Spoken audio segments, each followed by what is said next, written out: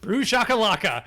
Welcome back to the PricePlow podcast. We have a powerhouse crew here today, and we're going to talk about the industry's hottest new, I don't even want to call it an energy drink, beverage, coffee evolved, Brew Shockalaka. So with me today, we have Max Fairchild, Chuck Letchman, and Dan Pierce of Brew Shockalaka. Now, Max, we go way back. If we go back in the archives from back in the Nutrex days in 2018, you are on our channel. So here we are over 7 years later, man. Welcome back to the show. I guess everyone, I'd love to get your backgrounds and everything, but real quickly, Max, give us the quick, 1 minute pitch on what this is. And then let's talk about your backgrounds, how you all came together to put this out there.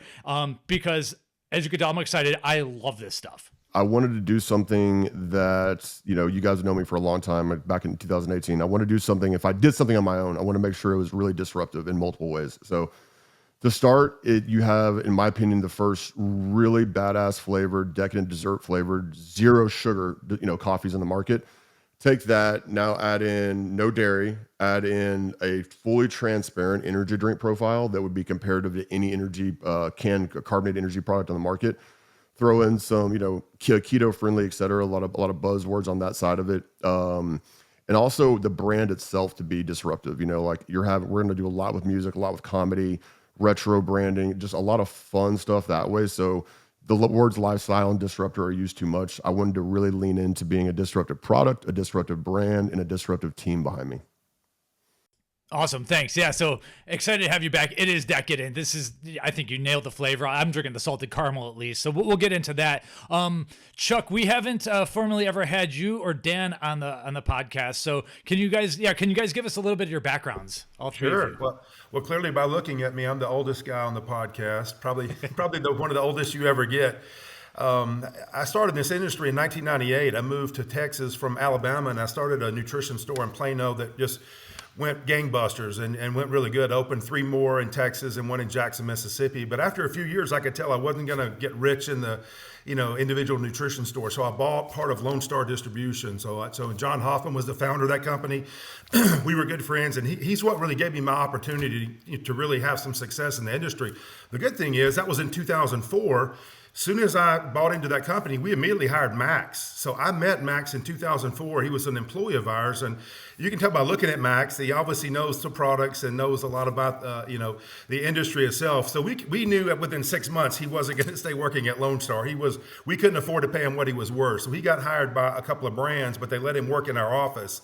So we got to work side by side with Max for years, and then as he moved on to other brands and climbed the corporate chain, Max and I stayed good friends for 20 years. We weren't super tight, we'd see each other, but it was nice for me to see one of my old employees, have success in the industry, and I always really appreciated his knowledge of the products and stuff. So when Max came to me, a little bit less than a year ago and says, Chuck, I've got a product or an idea. I want you to meet with me. Mike, I knew for sure he was going to show me the next best pre-workout, and I didn't want to see it. I'm thinking, I'm so tired. And I'm sure you guys hear this every day, the next best pre-workout. It would be a game changer, right? Yeah. Oh, yeah. Listen, I love the industry, but I already own 5 sports nutrition companies. I don't need a 6th one. So when Max showed me this coffee, I was just totally shocked. I said, Max, number 1, I didn't expect you to have a coffee. Number 2, I'm not a coffee drinker. And number 3, I've been retired for 6 years, man. I've got houses at the beach in Florida. I am getting tired of getting fat and drinking beer. I wasn't really looking for an opportunity, to be honest. But I tried this, Mike, and I was totally shocked by the taste because I'm the guy that would drink a Starbucks Frappuccino, salted caramel about once every 2 months when my daughters would get it and bring one home. But I would always, get upset when I saw how much, sugar I had just consumed. So I took 6 of these cans home and put them in my refrigerator. And I've got 4 daughters. And Mike and Ben, within 4 days, my girls were going, hey, Dad, can you bring some more of those cans home? I didn't even tell them to drink them. I didn't tell them they were healthy, healthier, let's say, than a Frappuccino from a Starbucks or something like that. But that was a small sample size. I called Max back. I said, Max, yes, I'm still interested. Let me do some more due diligence. And then I went to a bunch of convenience stores all over Dallas, and I looked at the back of every single coffee can I could find. I couldn't find one with no sugar. I thought Max was wrong. He says, Chuck, there's not a zero sugar, decadent flavor. There's some black coffees on the market, but there's not a flavored coffee, decadent like this. And I looked in every convenience store. So I said, Max, how is there white space in the industry in 2025 that no one's taking advantage of? It's so hard unless you're creating a new category. So That's how I got involved with Max. Max has all the knowledge and he did great with the design of the product. He just needed a way to monetize this, a way to turn it into a business. So he asked me, and I said, "Yes, Max, I will." And I've got money, and I've got 15 or 20 friends that have money, and I'm sure they'd be interested in launching a beverage business. So that's why I'm here. And Mike and Ben, I've had so much fun in the last 6 months. I'm working so hard. I'm working harder now than I did when I was actually employed. But I'm having a blast. Every single day, Max and I laugh and giggle. There's hurdles to overcome. We cuss about a couple of things like any business owner. Then we focus on the good stuff. But I'm just telling you, I'm having a blast with Max because I'm helping him, help him make his dream come true. And it's really fulfilling. It actually feels great to me. So I'm having a blast. And I'm getting to work with Dan. I've known Dan for many years, and you're fixing to get to know him. And we're grateful that we've got Dan on our team. It's really going to help us in the long run and make us more professional even from the beginning. Yeah, I first met Max. I was VP of brand and product at Aspire Nutrition many years ago. In my experience in the industry, I own a digital marketing agency now called Spry Tribe. So we're helping Brew Shock come to market. But Max and I, we've actually worked a lot of the same places. I've been a consultant and fractional, chief marketing officer, for instance, at GatSport, fractional e-commerce director at Gym Supplement Sciences, fractional marketing executive at Evogen Nutrition. Worked with Max a little bit at Nutrex, fixing their Amazon zone. So Max knows that I get the digital space really well, channel strategy, and I think probably have a PhD in what not to do in the industry, because I was always brought up as a cleanup expert with so many brands behind the scenes. So it's really cool to be involved in this. Max and I have had many talks like, let's get this moving, man. You got to move it. You got to believe in yourself. Let's go, let's go, let's go. So, it's probably a dick sometimes. So I'm sorry, Max, but here we are. It's live, and I'm proud of him. Awesome. Thanks, and sir. yeah, I just want to say something real quick, Chuck. I think this says a lot about you. I asked for your backstory, and your backstory turned into Max, which I think is like the coolest thing. It's the most friendly thing you could do, is like how much you believe in this guy, which I think it just says a lot. So I appreciate what you said there. He's doing himself a disservice too. Chuck's one of those guys, like I told you, Mike and Ben at the Arnold, like there's not a lot of people where if you just name someone's first name, like, oh yeah, Chuck Letchman, like they give you his last name when you say his first name in the industry, right? He's like literally one of the OGs in the space. Mm-hmm. And but going back in a little, so he's CFO and partner at Lone Stars, CFO at Formulife, one of the major, in my opinion, one of the very best flavor houses and manufacturers in the business. Works with Redefine, just a badass kick-ass resume, and has helped so many people get to meet their dreams and exceed their expectations. So and also, Mike, to believe it or not, so Max, that actually it actually feels good. And Mike and we were talking on a podcast 2 days ago, making a video. Thankfully, I've had some success in this industry, where I was able to retire early, but I'm telling you, it was based on this much of my efforts and this much of everybody else I got to work with as efforts. And I would be ridiculous if I was to say I did all this by myself. It wasn't even close. From the best partners in the world, Brandon Smith, Scott Furman at Formulife, John Hoffman at Lone Star Distribution. Every stop I've had tremendous business partners. I've also had tremendous, I hate to say employees because they're more they're more than an employee level to me. These are people like small partners in our business. Whether we recruited good or we nurtured these people, I had the hardest working staff at both of the two companies that we sold to private equity. So that obviously really helped. And lastly, I had the best customers too, man. We had such a great time at Lone Star Distribution. We were competing against Europa, Muscle Foods, Power Shack back in the day. I'm friends with all those guys, but Mike, we sold the same product at the same price to the same customer. Who wins in that situation? You only win through, creating long-term relationships and finding unique ways for the customers to win. But I was rewarded 100 times over when these customers continued to buy from us. And it wasn't just from me. I had a great team that was developing those relationships. So when I sold my first company, there was even a little bit of guilt. I told Max this. It was totally shocking. Couldn't wait to log in and see those zeros and commas in my checking account, Believe it or not, when that happens to you, it's very disappointing and you're going to be shocked. You're going to like, why? It was a sense of guilt. And I said, you know what? My goal from the rest of my life is to give back, help others achieve the things I have. Because I mean, did I deserve that? I mean, I guess I did. As my money, I invested and I worked hard. But helping people like Max and Redefine Nutrition, Kyung is one of my best friends. I love helping these guys because they've got work ethic like you've never seen, and I'm just kind of keeping them on the rails and just making sure, from a cash flow standpoint, we don't do anything wrong. But it is absolutely rewarding to be able to help these other people, and that's my mission. But thanks for understanding that, Mike, and seeing that, because that's really what I try to do at all times. Thank you. Awesome, thanks. So Max, yes, we are at Arnold at the Hyatt, I believe, in 2025.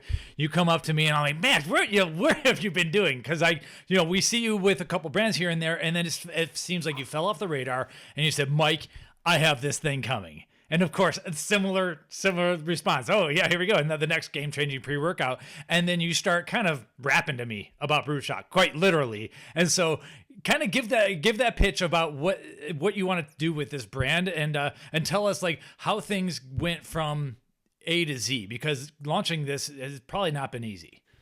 No, I mean, I'll kind of start with the process. I mean, been working on this for years. And again, we started as a powder, and kind of alluded to it earlier, but let's be real. Like, there's some other decent brands in the powder space with coffee and mushroom coffee or nootropic coffee. I mean, I'm not going to go into detail with them because I don't want to badmouth any. A lot of them don't taste that great. So I was like, okay, I could come up with a better name. I got the IP for the name. I can get a better tasting one, and taste is king. But let's say I did great with that. Let's say we just hit a home run. It was years in the business. You're still looking at let's be like an 8-figure exit if you're good, with beverage, obviously that's not the case, but it's also a lot more that goes into it. You need a lot more capital to raise it. So I started going the rabbit hole of like, okay, there's no canned coffees like this yet, like they're really, especially in this category, especially the energy drink, like a full profile energy drink, and not even looking at full disclosure on it, but with flavors, with dessert-like flavors and fun, there's just nothing like that. So what would I need to do to go after that? And started going down the rabbit hole of, okay, well, if I add these ingredients and I want this mouthfeel, I can't use this type of manufacturing procedure. I can't do this. And it was just, it was a lot of fucking calling and not getting responses because I'm a nobody. I'm like, I'm not Starbucks. I'm not Black Rifle. I'm not Monster Java. I'm not La Colombe. I'm not one of these $1 billion plus companies. And it was frustrating. And but I know at that point I knew what I needed. And luckily, my relationship, Mike and Ben, with flavor houses over the years, all the brands I worked for, I got a lot of art. I'd say well over $100,000 worth of R&D done, with about 6 to 7 different flavor houses for free because they liked the idea and they loved. I had a good relationship with them, so they wanted to help me out. And got to the point to where we refined. Had some flavors that were great, but they were 30 cents a can of flavoring. And I was like, okay, that's not going to work. And figuring out what do we have to do to try to be. Okay, coffee's going to cost more than an energy drink, carbonated energy, and we can go into that later, but it's like different type of processing and manufacturing availability, line time. But if I'm going to do that, what can I do to make it disruptive to where I'm not overpriced in the space too? Because this has to be close in price to an energy drink or no one's going to look at it, right? So we, long story short, got in with a very cool partner in the Midwest, and they just happened to pick up the phone because a major brand left them. It was just right time, right place. Did a pilot batch in 2024, got the data, ran the accelerated stability, found out we had 2-year shelf life, no dairy in here too, which helps that out too a lot on the, both from a marketing and a shelf life perspective. So went into it. And then once I had that, I put money invested in the business plan, worked with CPAs, everything. That's when I kind of, Scott Furman, actually, who Chuck mentioned is, one of my best friends, the CEO of Formula Life, who's like, now I want to put you in front of Chuck again. I know you know Chuck, but let me get y'all back into each other's, arms here and talk a little bit. So that's when I talked with Chuck, and Chuck helped me raise the capital, with his group of guys. And I couldn't, a group of awesome people too. We don't have to go into a lot of detail on that, but not, some just truly, it's a pleasure to be a part of some of these guys. Like our first investor call, it was just not people being like, oh, what about this? What about this? It was people that were gracious to be a part of this, as opposed to like, I've never had someone say, thank you for taking my money. And we're excited to be on board. This is fucking fun for us. That's a cool feeling. So I feel obligated and, empowered to perform with this group. And, but yeah, it was just a right time, right place to get into this on this side of it. I think I jumbled there a little bit. There's another part of that question. No, but Max, don't sell yourself short. I think, look, guys, like Max has an incredible knowledge base from everything that he's done well in the supplement industry, right? And for maybe people that are new to PricePlow, Max was a key formulator at Nutrex Research, right? He created Outlift. Outlift, amazing tasting pre-workout, right? He also was director of innovation at GAD Sport. He did a few versions of Nitroflex, right? And then even when I was a VP of brand and product at Gasperi Nutrition, he was key as part of like my sensory review, committee. So like having developed hundreds of products himself, right? He brought an incredible knowledge base, into this, right? That wouldn't have been honed had he not, had all those trials and tribulations with formulation on the powder side, right? So it's years and years of honing that expertise, and now you're kind of seeing maybe the magnum opus of his finest work, right? And it's cool for me, like being a formulator and developing thousands of products, like to kind of just sit back and be able to taste it and be like, cool, this is good, right? Like that's awesome. Like it's cool to be a part of that. I'm really glad you said that, Dan, because I was thinking, Max, when you cover the product, I like how you explain it and stuff, but like most of our listeners really want the nitty gritty that I know you can do. I know you came back on the podcast in 2018 when Mike came down to Florida. I remember vividly in 2019 when you were at Nutrex talking about the protein that you did there. And you talked a little bit about how you used fats to make it a little bit thicker of a flavor. I don't want you to give away the secret sauce on Brew Shockalaka, but could you tell us a little bit about like what you put together and why it's on? Yeah. So I knew from a energy perspective, it's clearly it was on there, right? So I knew I wanted natural caffeine. I did not want caffeine anhydrous. We get some of the caffeine from the actual coffee itself and the flavor, and then also from a natural coffee bean. So it's all natural caffeine. Theobromine, which I'm a big fan of. You've seen all my guys' pre-workouts. CognatiQ, which we got for some of the claims on there. Fan of that. It makes sense. Coffee berry extract coffee, right? N-acetyltyrosine. I'll be straight up. I like tyrosine more, but N-acetyltyrosine is going to be better for water solubility, right? Makes sense. And then 100 mg of theanine. The combination of whatever ratio, whether you're a 1-to-1, 2-to-1, or 1-to-2 person with caffeine and theanine, it works. So that side for the sensory perspective. Got a little bit of collagen for, I'll be honest, for hair, skin, nail, female demographic SEO claim. And going back to the mouthfeel part, it was like, I don't want dairy. I've got ulcerative colitis. I know a lot of people don't want dairy. So how can I, and also just for shelf life stability, production, manufacture, everything, it can be a headache.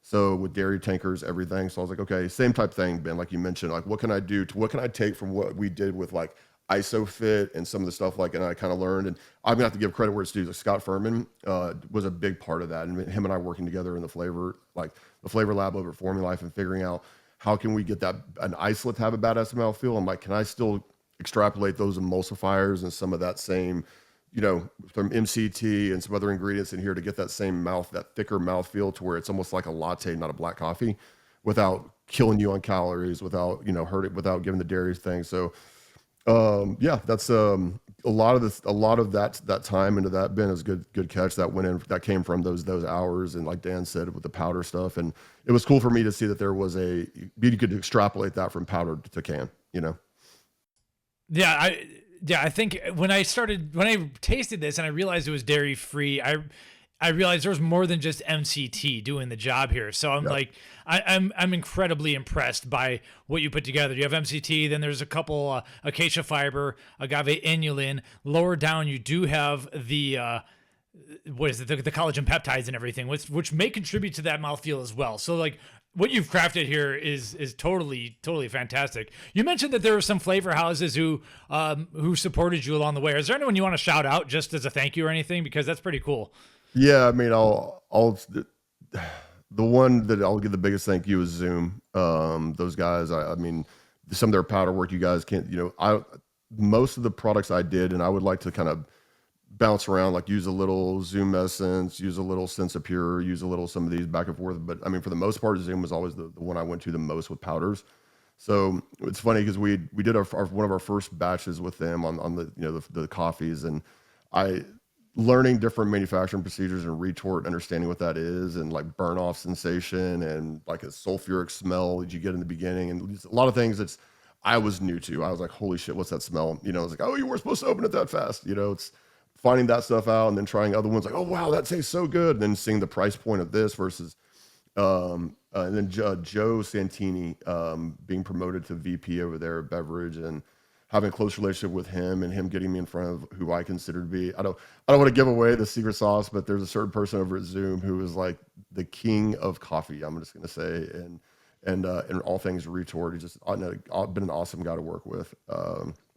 But yeah, I'll say, and we don't have to go into too much into it. I guess we talk about some of the future stuff here a little bit later, but there's some cool things we're working on in the process right now too. Cool. On the topic of flavors, can you guys list the flavors for us? I am drinking the salted caramel, and then try to explain what you're trying to do with each one. So I've always been you guys know me with all my flavor like proteins I've done and all the pre-workouts. I'm kind of a front end, back end flavor. So that means sweetener profile, and that means as far as like getting like a front flavor to back end flavor, a back end note. I always like having multiple. That said, mocha, it just makes sense. If you don't do a chocolate, you're leaving like money on the table, because it's like, look at historically protein. I'm a vanilla person. Chocolate always outsells vanilla, always outsells chocolate peanut butter, always outsells cookies and cream, always outsells everything. It just sells, like chocolates, like, you gotta have a good chocolate. So cafe mocha made sense. Maple cinnamon, salted caramel was another one that it was a flavor that came through really well, for me. And you see a lot of salted caramel with your coffee. So mocha, salted caramel made sense. I'll be honest. I wanted a vanilla as 3. Vanilla was a hard one to do because chocolate accentuates, and coffee kind of complement each other. Whereas vanilla kind of gets overpowered and it turns almost into a sweet cream. So maple cinnamon donut was one that who I was working with the R&D side at Zoom was like, let's look at this. It's, it's like the front end. I'm a big maple fan. I'm a big cinnamon fan. I'm a big donut fan. So getting all of those like kind of flavors kind of all in, like, some people love it. So some people don't like maple, but overall we've had a really good response to that flavor. We are working on vanilla, which also working on some cool parts with collaborations with that. So we'll see where that goes. But I've got some of them in my fridge right now. These new vanillas definitely taste like vanilla. So you're getting not just like a sweet cream. Can I ask, you sweeten these kind of interestingly. There's sucralose and monk fruit. Normally monk fruit is all natural and kind of kept for the natural flavors, and sucralose doesn't touch monk fruit because you have sucralose, which is kind of like a cheat code in a lot of ways. Why did you choose to combine natural and artificial sweeteners here?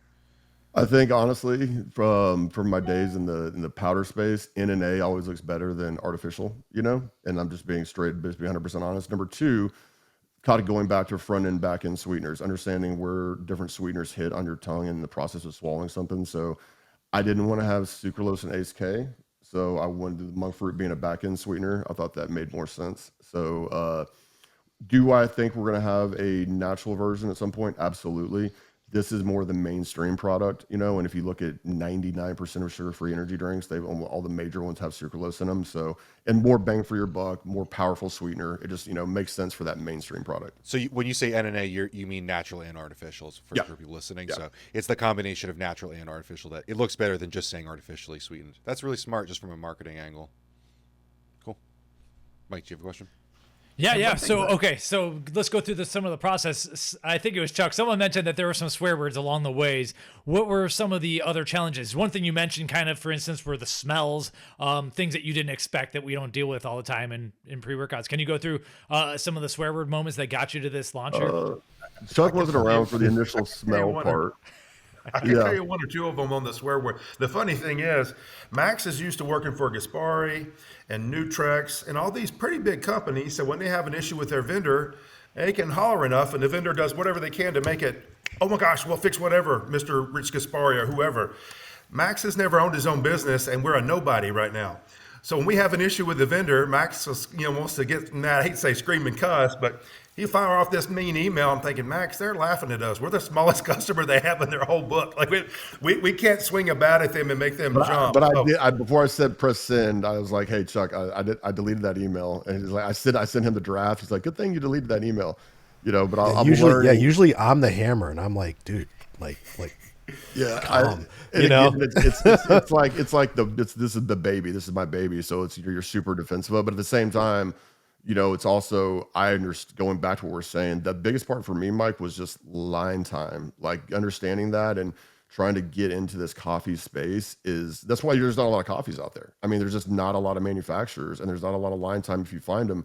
And then be able to understand how to be flexible with fitting in with, schedules, and understanding that pivots need to be made, and, when you're on the line itself, you're like, hey, we have an issue with this one, or taste this. It's there's like you work within like batch sheets, and it's very different than powder, where like powders or pills or stuff we're used to on that side of it. Understanding what goes into some beverage and different retort processes, and it's a heat treatment process, so it's very, very different.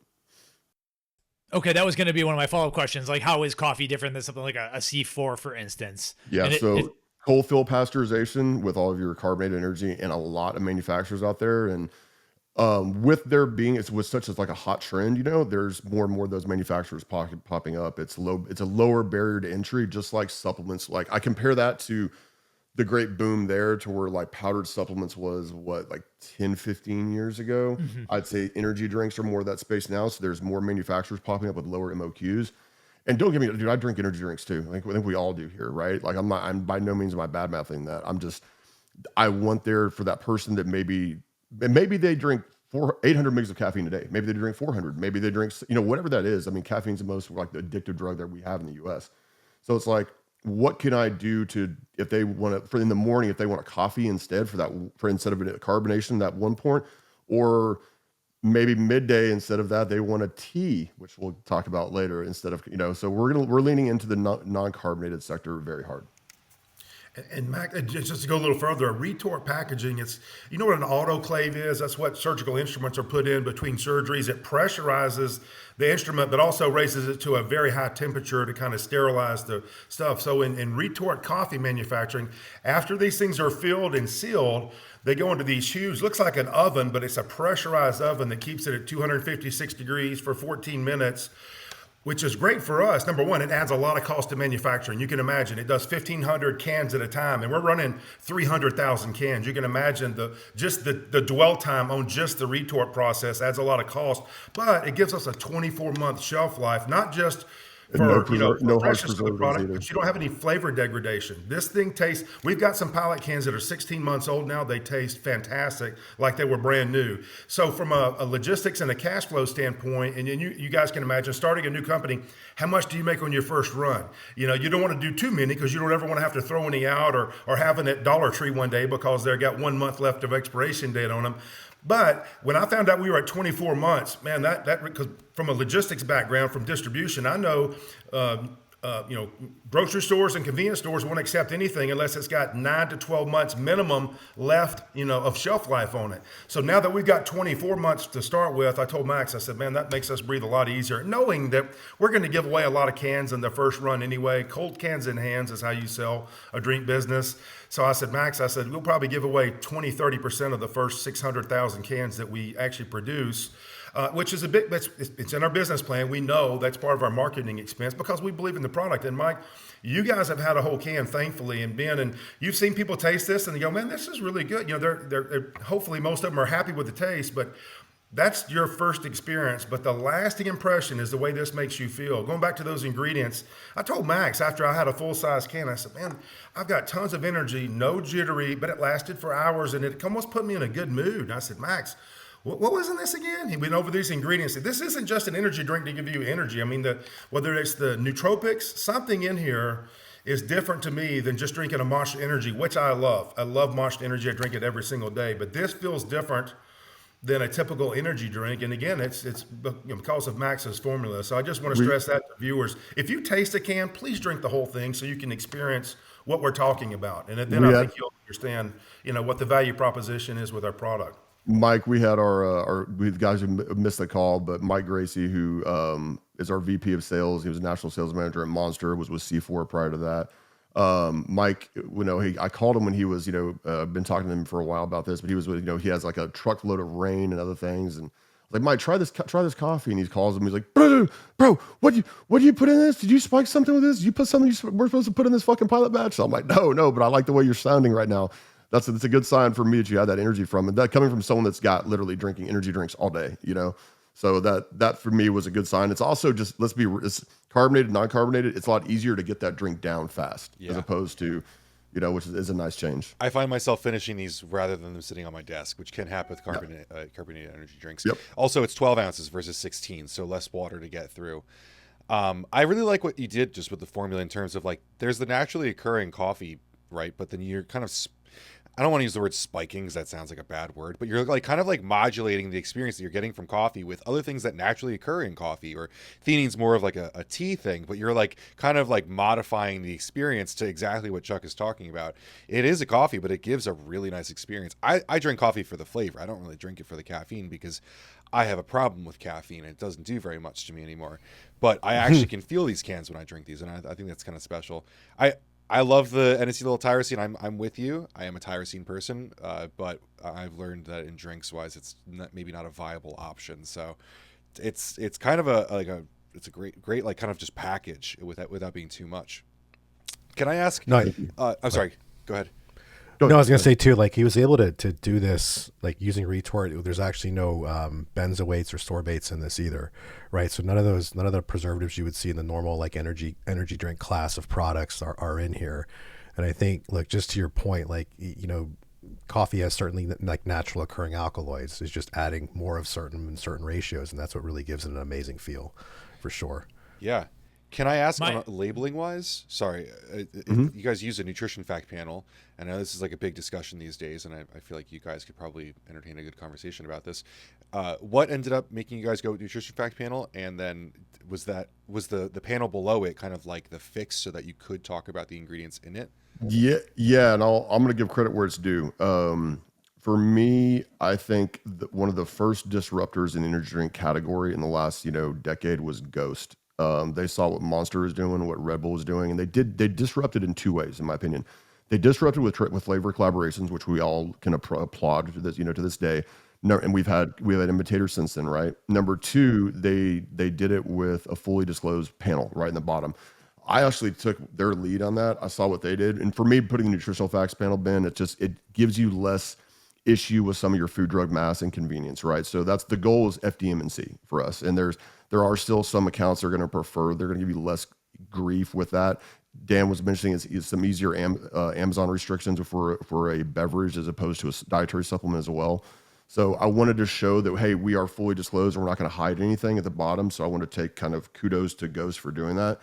For me, like people are like, oh, you're the Red Bull of coffee. I'm like, no, I'd rather say I'm the Ghost of coffee. Like for me, I would rather give them their golf clap because I'm still a fan. I'll shake their hands with Sam. Like what they did with those two innovations are huge. That's such a cool call out.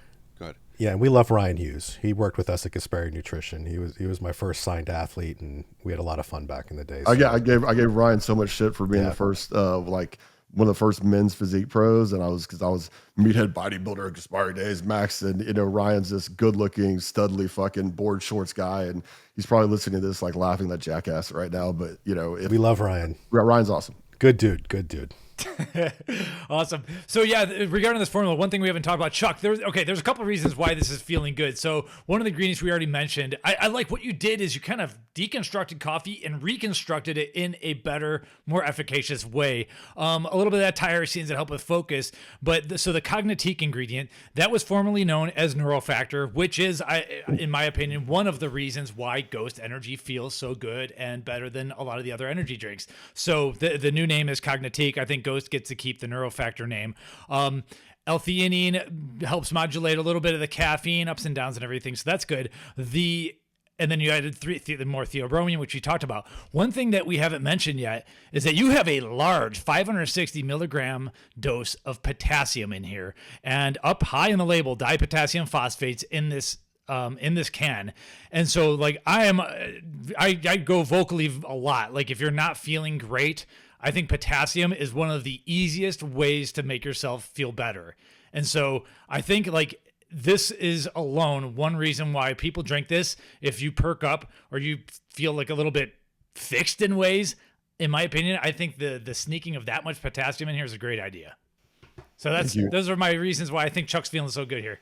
And Go ahead, sorry. Chuck. Also, don't forget the fiber too. A lot of people that drink coffee, and you know this, makes you go number two sometimes quickly.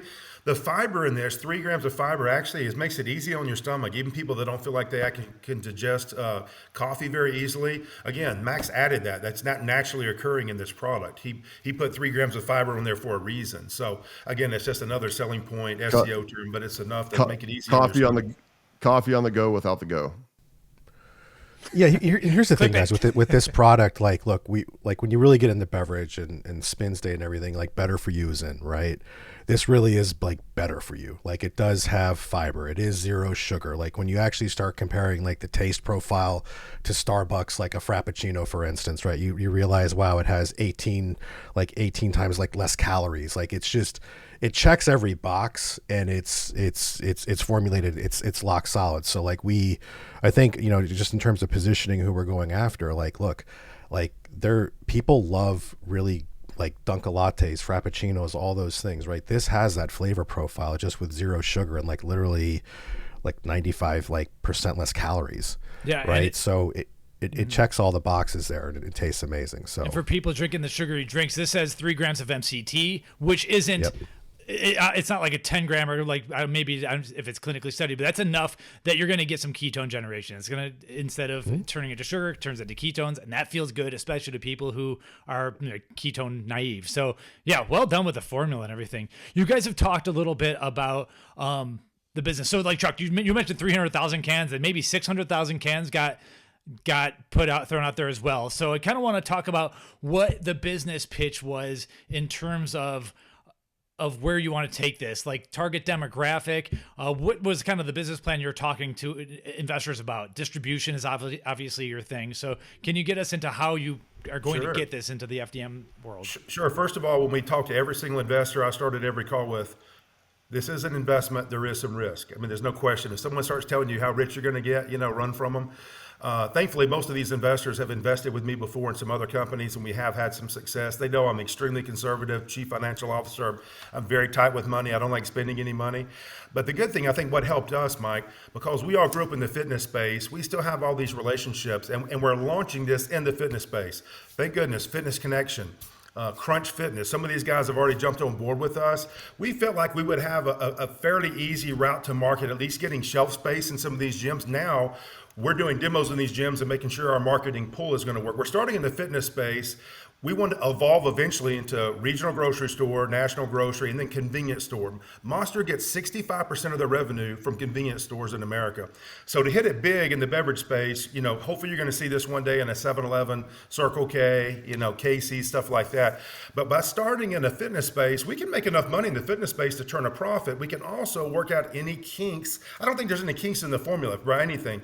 Our label's been looked over by 3 FDA attorneys. I don't think there's anything wrong with our label either. But I told Max, let's start small before we print 3 trillion cans in case there's something we have to change. We don't want to throw these away. So at 600,000 cans typically is what you need to print 202,000 cans if you're going to have printed cans. That's the minimum that these can printers will do. So we printed 202,000 of each one. So I told the investors, I said, look, we're tippy-toeing into this. We got plenty of money. We're debt-free. But if we do hit it big in a couple of years, there could be a need for a second round of funding. Everybody's concerned about dilution. If you've ever invested in a business, if you start out as a 5% owner, the last thing you want to do is end up a 2% owner. But I go back to the Ghost scenario. I said, look, when Ghost started in 2017 or 16, that company was probably worth $1 million when it started. Now it's worth $1.6 billion. Who cares if you went from 4% to 2% because it's worth 110 times what you put into it. So my investors are, understanding of that. Some of them are, Scott James is one of the investors, the guy that started BSN and sold it in 2011 for $140 million. He's one of our investors. He loves the product. We spent all day long with Scott yesterday and some customers close to his house in South Lake. So we got investors that are not just people that have money, but have a value add, a way they can help us open doors, to the next level of this. But it was not hard to raise money, Mike. I was pleasantly surprised. Matter of fact, we oversubscribed to our cap table. We've got more people that want to buy, what we had available than what's available. So I've had to tell a lot of people, we'll talk to you on round 2. And I said, Max, this is a good problem to have, man. A lot of times you're begging for money for a year or two, but it's quite the opposite. We've been extremely blessed in that manner. And like I said, I want to stay debt free for as long as possible too, just to maximize our profitability. But from a business standpoint, that was fairly easy. All we did also, Mike, I just gave him a can and let him talk to Max. I'll handle the business part. Look at Max, so you can tell he knows what he's doing. Taste this, and do you like coffee? And literally to a man, there's probably 5% of the people that taste this, they go, oh, this is a little too sweet. I mean, we understand we can't make but every one of the investors to a person said, man, this is amazing. Like, this is crazy good. So, you got some sound financial principles, and then also introducing them to Dan was a godsend for us too, because my weak spot is marketing, and Max may know marketing, but we know nothing compared to what Dan knows. So when we added Dan to this, that was that missing link that we needed. We already had Mike Gracie coming over from Monster, but having Dan as part of this company, Mike and Ben, I'm just telling you, it is makes me sleep well at night. We are absolutely taken care of on the marketing side. He knows this stuff. He's taking care of us. He's not charging us $50,000 a month or something like I thought he would charge. It's something reasonable. but I'm just telling you, everybody on this call, including Mike, and including some of the investors who've got us placement in accounts too. There's a lot of people working behind the scenes to make this successful. Max gets the accolades, and I want that. Believe me, I do. But he'll tell you, man, there's a lot of people out here working, helping us get the word out about this product and, making it look professional. And so there's a lot of thanks to go, some gratitude to go around. It's a team 100%. I'm lucky to have a very, Chuck is being like I told you, the whole his business partner, big brother, mentor, and he's almost been like a second dad to me. My dad passed away in 2017, so without getting too emotional on that or trying to make him get emotional, I'll probably give him shit when I see him later. But Dan's been like a brother for like 20 years. Mike was at my previous wedding. I mean, as part of the wedding. I mean, I've known Gracie forever, so just a really good group. We've got an awesome creative director too with Austin.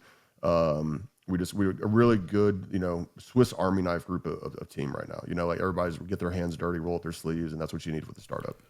Yeah, I think the lesson is like the networking power here, right? You're talking about channel strategy. Like we pulled it together and built our roadmap because our network is so powerful. They're like, you want to have a talk with 7-Eleven now? We're like, whoa, slow down. Like we have to pace things, but the networking power is insane.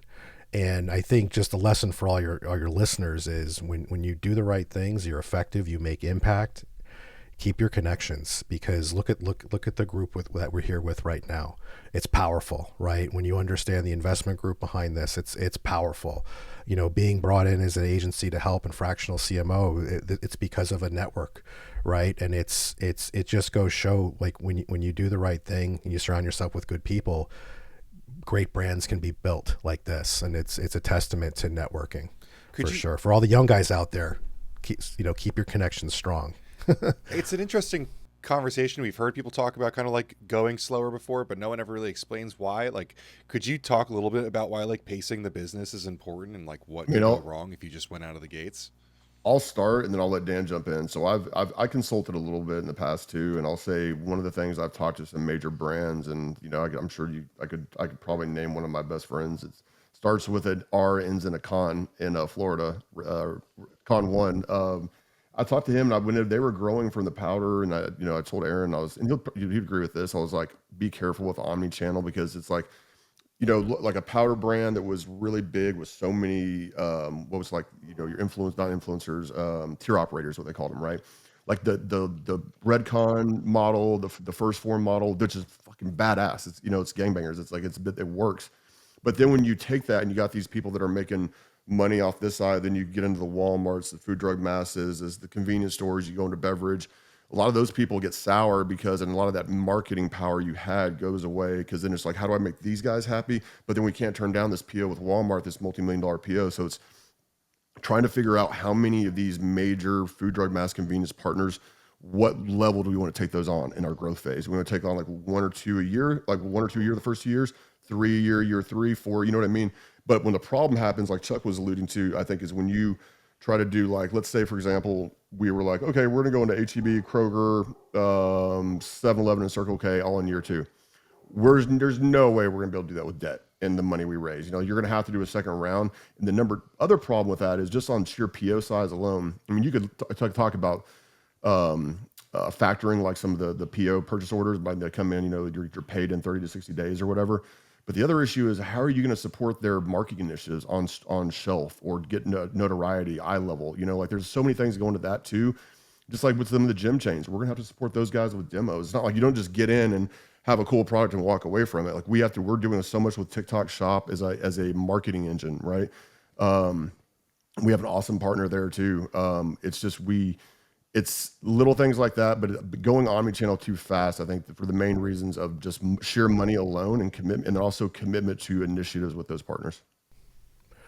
Yeah, and it's resourcing and it's scaling against that, right? I think we can all wow investors with a TAM analysis, but what we can actually do with SOM and SAM, right? Serviceable, like attributable marketing or market, like how much can we actually do correctly and at what time, right? And I think that's the experience and the pacing against that. So you're actually hitting your plan, making sure, hey, we're a good partner here and we're a good partner here in this region, and we can do everything we're going to say we're going to do before we scale, as opposed to trying to be everything to everyone. You know, as Max brought up Kroger, right? I mean, I've been in those fix-it meetings where you're brought in because a company ruined its national pricing strategy by deploying Kroger wrong, right? And going to Cincinnati and having those really tough talks and fixing that is not cool. Or watching a brand, you know, fail when they deploy, you know, Walmart nationally. Like you know, there's a lot of good experience, and I think we want to do it right, and we're here for the long haul. So, you know, that's why pacing and being able to sort of, you know, how should I say, really understand who you can service properly, you know, is paramount to success. Yeah, I think that there's this huge misconception in like supplement entrepreneurship, and you guys already mentioned Ghost, so I'll use them as an example here. A lot of people thought like, oh, they get this exclusive GNC contract and they just put it on the shelves and it just sells. They don't understand anything about promotional marketing or partnerships there, and people don't realize that in many times it can cost you money to actually get that business there. And then you look at convenience, it can be even worse. Like beverage, like you basically have to buy your spots on shelves oftentimes. And I think a lot of people will be very sticker shocked to see the actual cost it would take just to get up and running. So it's cool to get you guys kind of like talk about it a little bit transparently. Yeah, look, perfecting shelf economics by channel, it varies by every channel. Like, you know, even in the DSD side, it's a completely different animal. If we have relationships in DSD, right, we could probably negotiate our way in, but we also know that we're not ready. We need to have the right amount of demand to make sure. I think, look, that we have a powerhouse team that could sell anything in, right? It's the sell through, right? And I think, again, we want to be able to service and scale properly. We need to have people walking into a 7-Eleven or Circle K coming looking for our product because they know that we're now sold at 7-Eleven. We don't need them to be like, yeah, we're going to also spend on initiatives with those partners too, but we need people like through our social media, through our geo-targeting to be like, oh shit, I need to walk in. Now it's available at Racetrack or Quick Trip or whatever, 7-Eleven, you know what I mean? It's people that just like that, just sit it and forget it is a mentality that unfortunately a lot of brands still have from the 2 decades ago. It doesn't work that way. Dan, I don't want you to like have to explain any secret sauce here, but can you talk about geo-targeting marketing, like how you do ads for certain locations? I mean, I'll say this, you know, own your backyard, right? You know, start up, like understand your interest clusters and focus on them and own your backyard. And maybe own your neighbor's backyard or the other backyards that are showing interest in your brand, right? I think probably the biggest thing I see with coming in and sort of like, let's see, resetting marketing departments or omni-channel like strategy is national advertising. They're not doing cluster advertising, and they're trying to be everything to everyone as opposed to doubling and tripling and down on what really works. And also, I think the other thing too, it's not even about geo-targeting, it's just focusing on your best customers and getting them to market for you. It's simple. Okay, so this brings me back to what is the target demographic? Is it Chuck's daughters? We have the tall, skinny can. It's not a beer can or anything like that. So can you guys give us who your ideal demographic is with this branding? I'll throw in what I anticipate, and this is kind of a 2-part answer, Mike. and we don't really, we're going to learn what it is. I'm sure we're going to dial it in, but for me, I wanted to accomplish 2 things. I wanted to obviously you want to get youth within legality reasons, right? We want to make sure you're 18 or older, right, with caffeine. But I want to do for that age group, like that 18 to 25, they were raised on energy drinks. They were raised on carbonated energy. So I want to show them that coffee can be cool, right? It can light me up and be cool. That's number one. Number two, for the 35 or 40 plus, people that like were raised on coffee and then maybe got away from it because it wasn't strong enough, it wasn't doing its thing anymore, or it was just too loaded with sugar.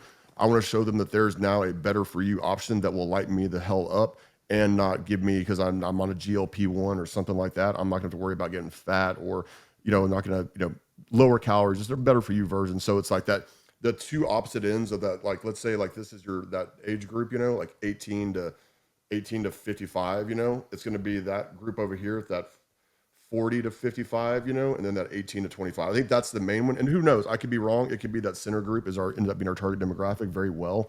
I'm not discrediting that. I'm just saying if you get that younger demographic and show them that's cool, they will keep buying your product later on, right? So as they age out of it, whereas like you might have someone that doesn't need 200 mg of caffeine after like 60 or something. So it's just that little bit of still showing them that they grew up on coffee. So it's kind of like, oh shit, coffee can be fun again. Mm-hmm. Yeah, I think one thing you're doing right is the sweetness profile because it keeps up with the energy drink sweetness. I'm going to show my age a bit, but I'm about to head next weekend to my 25th high school reunion. So back in my day, we had very few people were drinking coffee. And if they did, it definitely wasn't. This is pre-Starbucks super sweetened stuff. So there's kind of like two different demographics to get used to, but I think things have shifted towards a lot of the sweetened beverage, and this is definitely tasty enough that I think it could, if you needed to, steal energy drink consumers, because you don't love a sour, I love Sour Patch Kids and stuff like that. You don't always want a Sour Patch Kids though. Right. That's for me. It's like if someone drinks 3-4 energy drinks a day, or even 2, if I can have one of those occurrences a day, and whether that be with a coffee or tea, and like we trademark no fizzle for shizzle, no carbonation, like to go along with Brew Shock, like that's what I want it to be fun, the funny branding. Like I want to be the Deadpool of coffee, like I want to be able to make fun of ourselves, poke fun of ourselves a little, not take ourselves too seriously. Because I've been around brands, legacy brands that was just unheard of. Like it had to be so serious all the time. And you've got to be able, shit's serious. Money, economics is serious, but also being able to have fun and engage with your consumers is serious too. Well, okay, so let's get into some of that because you mentioned collabs. When we first talked, I'm not sure if the plans changed, but the drink's name itself implies that there's some fun coming and everything. And you were, like I said, rapping to me at the Arnold. So what, can you share some of these like more fun marketing plans aside from like geo-targeting and stuff like that? Yes, we shot our influencer box video for our tier 1 people that we're going to be sending out. Shot that on Tuesday in a production studio. So I'm buddies with a guy, very a talented guy on the music production side who's working with us on some stuff. What I did learn, Mike, is that some of the spoof type videos that we were talking about, or you have to license those songs, and you end up having to do it, and it could be a lot of headache, and especially for a startup. So with that said, we're just looking to do some music and flavor collaborations. We'll see how they lean, and it'll make sense when you see it. But Dan and I are actively working on that pretty hard right now. Other flavors in the pipe. I mean, I can tell you there's, we talked about one already. I've got a peanut butter toffee in the fridge. I've got a chocolate mint. I've got pumpkin spice. We're actively going on that, and also the R&D on the teas as well. The tea will be a 16 ounce, so it'll be, I think tea is a little different profile. Won't be retort as well, so it will be a heat treatment process. We don't get all the science on it, but I'm leaning a little heavier on the electrolyte side with the tea. Won't have the emulsifiers or the mouthfeel, so it's going to be closer to 0 calorie. Because we don't want it to taste like there's milk in there. So we'll have some of those taken out, but we're going to keep the energy profile, bulk up the electrolyte profile, some like magnesium glycinate, some of the cool things in there. So it'll be, I want that to be a very unique formula as well. And also, Mike, if I can, let's talk about another way to sell this thing. And Max, this gets exciting to me. A lot of people are consuming this right now with vodka. Believe it or not, this is the fastest way you can make an espresso martini, especially if you don't have an espresso machine. Max has got a lot of friends in the nightclub business in Dallas that we're trying to get these small tabletop coolers we're going to buy a bunch of. We want this to be the Red Bull and vodka of, the Espresso espresso martini. martini, just because it's so easy. And like that cafe mocha with any kind of vodka tastes great. Now with that maple cinnamon, Max has been drinking some of that with some bourbons or whiskey. I'm not a bourbon guy, but believe it or not, this with vodka it makes any vodka taste good. This is how I know. There's a vodka company out of St. Louis, Missouri. It's about $600 million company. You've heard of it. They're the well brand for most restaurants in America, but they also make a higher dollar, vodka too, to kind of compete with the higher end vodkas. They approached us, want us to come sit down with them and see if we can collaborate somehow, either on a ready to drink something that has some vodka.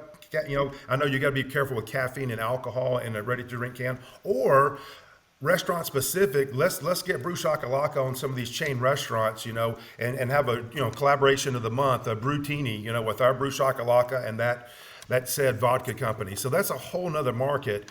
And this is probably, if you're going to drink vodka, this is better than doing cranberry or, tonic that's got tons of sugar. If you want to drink vodka and you want to do it without just drinking it straight, it's a great way to do it without, and again, like you talked about, Mike, with all the electrolytes in this, hopefully that'll keep from the dehydration factor. But man, I'm telling you, this with vodka or with liqueur 43 specifically, I don't know if you guys ever had that. That's ridiculous. It tastes like a dessert. And Max can say more. I mean, that's a big push you'll see from us in the future as well. Yeah, I wonder if you can cross market in store with like liquor stores. Yeah, we're looking at like doing demos of like a Total Wine or like a liquor store, and have collaboration with like ideally have like us in the middle and then a bourbon side on one side and a vodka on the other, and just do collabs with them, to get people adoption rate that way. We actually sent product to Total Wine last Monday. They've had it now for about 3 days. So waiting to get a call back from their buyer. It's a local one. I want to just go talk to them. They could sell this as a mixer. But Total Wine, those stores are huge. I don't know if you guys have them where you live, but man, they're humongous here. I feel like they got everything. And as you know, especially with beer distributors, alcohol sales are down for a couple of years in a row because everybody's, doing gummies or smoking marijuana or whatever's legal in your state. But these beer distributors are looking for other products that they can distribute to these convenience stores because they see alcohol sales slowing. So we're coming in at the right time to talk to some of these once we get into that regional convenience store, national convenience store chain. And back to the food, drug, and mass. I own part of a couple of brands, Purist Labs and Redefined Foods. We're in every CVS in America, 6,000 of them. We're in Kroger. We just shipped to Target last month. Of course, we're in GNC, Meijer. We've got relationships with all these people. HEB is one of my biggest targets. We got 17 SKUs in there already. I think we have relationships that may get us on this shelf in there, but I told Max, let's make sure with Dan that our pull strategy is working, that we're not just a no-name brand that sits in there for 90 days until they tell us to come pick it up. So believe me, man, I want to get it in there today. I want to go visit them in San Antonio, say, how can we do this? I want to get in the military. Muscle Foods is our distributor, national distributor. They're the ones that also does all the, supplements to the military. That they would be our inroads to the military, and those orders are huge, but we're just not ready for that yet. Because outside of this podcast and outside of the few thousand people that have tried this, we're a no-name brand at the moment, but we're just working on that diligently. And we just know you got one shot in a company like HEB. Even if you're friends with the buyer, it's all based on turns. It's going to perform and you stay, or it's not going to perform and they're going to take you out for something else. So as much as I want to get in there, and finally, from an economic standpoint, when you're running 25,000 cases, your price is this. When you're running 250,000 cases, guess what? Your price is this.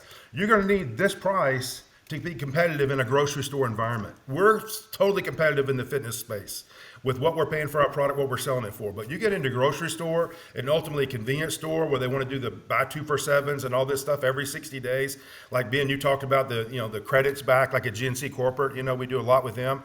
Boy, if they would just pay what we're selling the product for, we would be billionaires, But, you have to do all these, the marketing thing, which is part of it. We understand. But in grocery store and convenience, you're talking about even lower actual net cost they need to buy this product for. So it's something we're going to need to grow into from a cost of goods sold standpoint before we can actually even entertain those things in a way to make it work for us on a big scale. I wasn't going to bring up, we talked about Redefine early on and it kind of was a passing conversation, but since you brought it back up, your sure. PB&J foods, the peanut butter and jelly. Oh my God, Chuck, those with these, like I want to see them sold next to each other. Like that is a perfect breakfast. Well, listen, we're doing that. We're doing that and the donuts too. We're doing coffee and donut promotions. Oh, I forgot about the donuts. and crunch. But you're right, Ben. That PB&J, and I don't want to spill the beans, but the one you had is a strawberry flavored one.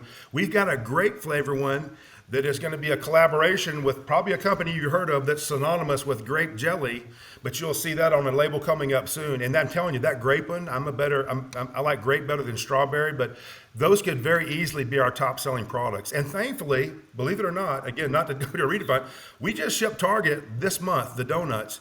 We've been telling them the oatmeal cream pies, the Skippy, and this PB&J are proven winners. The donut's a newer SKU. Target finally came back and said, okay, in January, we'll take all the Skippy and the peanut butter and jelly SKUs, which, I love our donut, but I just know for sure that oatmeal cream pie in every account is hitting, it's hitting the turns like our competitors are hitting. And there's a lot of good competitors, Legendary. I'm good friends with those guys. We're hitting the turns in the same accounts where they are. So I feel like that's appropriate. But thank you, Ben. I'll send you some extra PB&Js. I'll send you the grape one too. And we're going to be sharing a booth. I can say that, right, Chuck? We'll be at the Olympia. We're going to have a booth with Redefine. So we'll be doing. You'll be able to experience both. That's part awesome. of the experience. Yep. It just makes sense. When you said it, I was like, the two breakfast foods. It makes a lot of sense. That's exciting. I feel like the attitudes of the two products work together, right? Like you're offering something that's still similar to the competition. It still tastes like coffee. It still has the same experience, but with all these added benefits to it. And it's funny you say that because Scott James, I told you, is one of our investors, and you guys probably know he owns Wicked Cuts. Him and Branch and a couple of the investors, they came out with a breakfast stick. It's at 7-Eleven. They actually got picked up by 7-Eleven, and it's awesome. So when Scott found out about the coffee and donut collaboration, he says, can we do a breakfast stick in the coffee? Like, he's just trying to insert Wicked Cuts in there. I love him. I was like, absolutely. You get us in 7-Eleven, we can do all that, But that's another thing. Those collaborations, by having these business partners, in this company that already have a product somewhere, but this does work with being like, 2 for $7. You buy the donut and buy this, and you get 50 cents off each. There's a lot of those we're working on with the gym chains, and that'll spill over into every probably major account that we have. And luckily for us, Redefined Foods has already got a foothold in some of these accounts and already got a pretty decent name. This is kind of a newbie, but in 6 months or a year, hopefully you're going to recognize this as much as you recognize the Redefined Foods products. And I'm just telling you, Keong is the most generous person ever. And Max knows him, Dan knows him. Anytime I say, hey, can we do this? He's like, blank check. Chuck, yes, whatever you want to do, we'd love to do it with you. So it makes it really easy for us to do collaborations with him and any kind of things because he's just open for anything that builds both brands. And Keon doesn't own any of this coffee, but he acts like he does. He actually took this to HEB and gave it to the buyers when he was there 2 weeks ago for Redefined Foods. He actually took some of these with him in his luggage. He says, I'm just planting seeds for you, Chuck. I'm just going to give this to him at my meeting so you can follow up in 6 or 8 months. I thought that was so gracious of him to spend his time talking about our coffee, which again, he owns none of, but just because he appreciates me and Max and wants to see us succeed. Yeah, I haven't met Keon, but I love the brand. I know Edwin from there. Yeah, Edwin was my employee at Lone Star for years. Edwin's a character. Yeah, I picked Edwin up from the airport. He gets you fired up about anything, Ben, no matter what it is. There's no telling what he can sell you. But Chuck, whenever y'all flew him in from Florida, I picked Edwin up from the airport from Lone Star the first day. I was like, who the hell is this guy? This fast talker. This is a funny story. I flew down to Fort Lauderdale in 2006 to interview Edwin. TJ and I went down there. TJ Humphreys, you guys know, he was my business partner at Lone Star. And everybody in South Florida said, you got to hire this guy, Edwin. You got to hire Edwin. I'd never heard of Edwin. I show up. He wanted to meet at a McDonald's. And we pull up, and there's this little 100-pound guy, this big around outside. He looks like Mowgli from the Jungle Book, out there smoking a cigarette with a Red Bull. And that guy looked like the worst picture of health ever. And I said, this guy's not Edwin. There's no way this is the Edwin guy everybody tells us about. We go sit down and talk to him. And he told us, he goes, guys, I know nothing about nutritional products and all this stuff. I'm thinking, he's trying to talk himself out of a job. He says, just give me a chance. He goes, I have better relationships in South Florida and internationally than anybody you could hire. We went back and forth about his pay, and he wanted this. I said, how about I pay you this plus some commission? Mike and Ben, within the first year, I cost myself $50,000. I should have went with his number initially because that lower pay plus commission, that guy is unbelievable. And it's all, he thought NO Explode was a protein for 2 or 3 years after BSN came out with it. He didn't know it was a pre-workout. That's how much he didn't know about the product, but he was just a fantastic salesperson with great relationships. Again, he's part of the reason Lone Star Distribution did as well as we did. He is absolutely one that deserves a lot of the credit. But it's funny, you know Edwin. I think everybody knows him. If you do, you love him. Well, That's hilarious. I think a lot of younger people don't realize, like, especially extroverted people who love talking to everyone, that a lot of times the best sales guys are the best paid people in a company, because not everyone, I couldn't do all that, you know? So it's like, it's a great skill. To that point, We have one more piece of technique on Edwin. I asked him after about a year, I said, Edwin, why are you so successful at this? Can you train all of our other sales reps at other locations? Because you're doing something Are you guys getting Can you hear okay?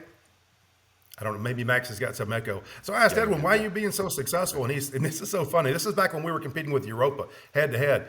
Edwin goes, well, I know the Europa rep calls this account every Monday morning at 9 o'clock to get their order. He goes, so I show up Sunday afternoon. He goes to these accounts on Sunday afternoon and writes down everything they're out of on the shelf and has them sign a PO and puts it in. You know, we're delivering on Monday before their Europa rep even call them to see what they need. And they couldn't understand it. Like, no, I don't need anything. We're good. So Edwin would do that, you know, on a Sunday afternoon just to kind of beat our competitor to the punch. That's just how creative Edwin is.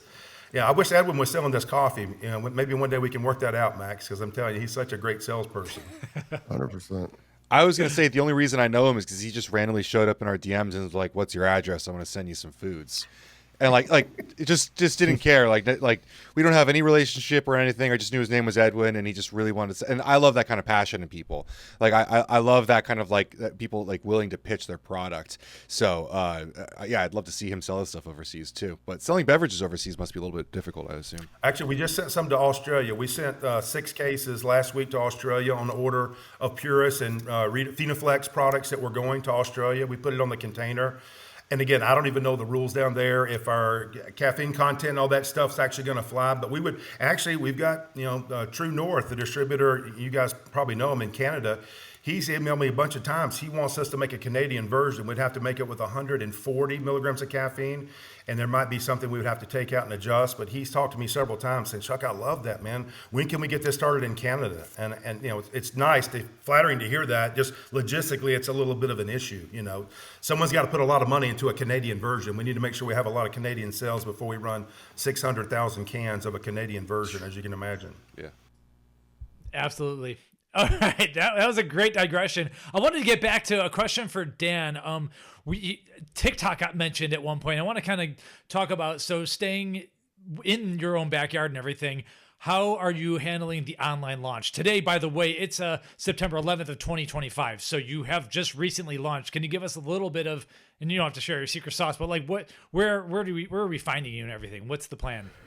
I mean, we get to work with the best of the best. Like, our network is massive, right? My agency does a lot of work on TikTok and TikTok Shop, but due to relationships, we get to work with one of the best agencies in the world, right? And I get to, you know, learn their playbook, and they get to learn a little bit of mine. So it's massively important. I'll say this: it is the best discovery engine out there. I'll spit some stats cold.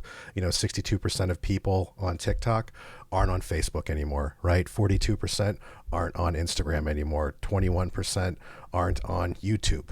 Okay, that's how massive of a discovery engine it is.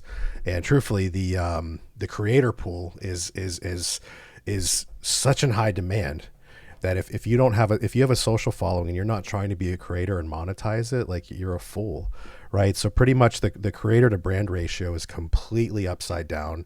Creators come into premium, and unfortunately we know how to hack the system, and we're just getting that engine going. But as I said, I can't take the credit. I get to stand on the shoulders of giants and look good, you know. But fortunately, with some relationships, truthfully, that Chuck brought to the table, we're connected with the best of the best.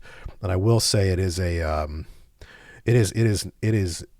pro platform. Like, if you do not have agency guidance, you are not going to do well, right? When you start learning why Jay Cutler has been able to hack the system, or you learn about, some of these other brands like O Positive have been able to hack the system, it's because they are working with the best of the best. They're working with certain playbooks that, let's say, only the pros know. So, but I will say this, I mean, we are, as Chuck said, he doesn't like to spend money, and I'm going to try to spend it until he yells at me, right? So we are doing massive sampling campaigns on there, massive trialing campaigns. We are actively looking for creators. Any of you out there want to try it, just hit us up. But as I said, we are leaning on it. We're hacking the system. It is non-traditional playbook, but it is pro level playbook. And when you really start getting into the stats of it, you start seeing that it's even disrupting Amazon. Right. Just last Prime Day, a lot of sports nutrition brands had, the world's turned upside down because they were expecting growth and maybe didn't. And it's because TikTok Shop layered in subscriptions and layered in heavy promotions. And a lot of brands put their promotional investments over there. And when you get behind the scenes of TikTok, right, and you start working with the higher end TikTok Shop business development folks, you realize they want all your Amazon data so they can learn. And truthfully, as we're learning, Amazon's going to adjust to them. So it's a cool competition we're seeing now. But I will say it for brand discovery, like if you're one of those groups like, it's just too old, I don't understand it, you're going to be left in the dust.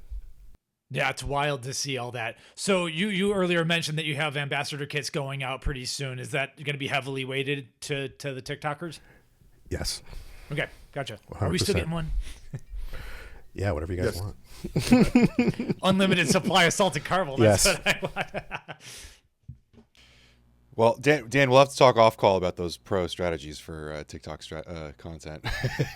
we had our time on TikTok where we shined, but I got real tired of the negativity on that app. It's very well.